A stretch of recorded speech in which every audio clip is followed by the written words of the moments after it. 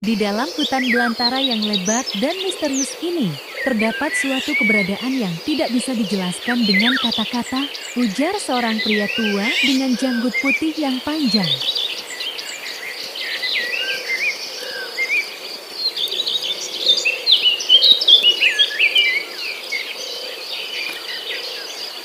Apa maksudmu, kakek? Tanya seorang anak muda yang menatap penuh rasa penasaran.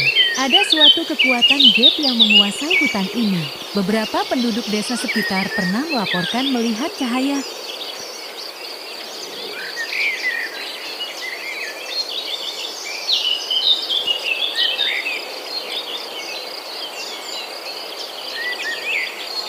Aneh dan suara-suara misterius di malam hari. Jawab sang kakek dengan suara serak. Apa yang sebenarnya terjadi di dalam hutan ini? Tanya anak muda itu dengan mata bersinar-sinar.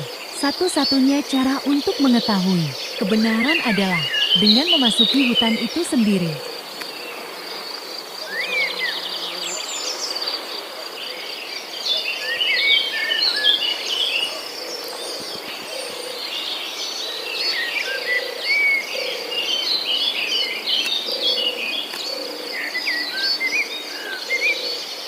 Namun, orang-orang yang berani melakukannya sering tidak pernah kembali.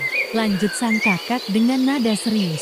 Aku akan memasuki hutan itu dan mengungkap misteri di dalamnya. Ucap sang anak muda dengan penuh tekad. Dengan hati-hati. Dengan pepohonan besar dan semak belukar yang lebat. Di tengah perjalanan, dia melihat sesosok makhluk misterius yang berwujud seperti hantu dan langsung bersembunyi di balik pohon. Siapa kau? Tanya sang anak muda dengan suara gemetar. Aku merupakan penjaga hutan ini. Kamu tidak boleh sembarangan memasuki tempat ini tanpa izin. Jawab makhluk misterius itu dengan suara serak. Apa yang terjadi di hutan ini? Mengapa banyak orang yang menghilang tanpa jejak?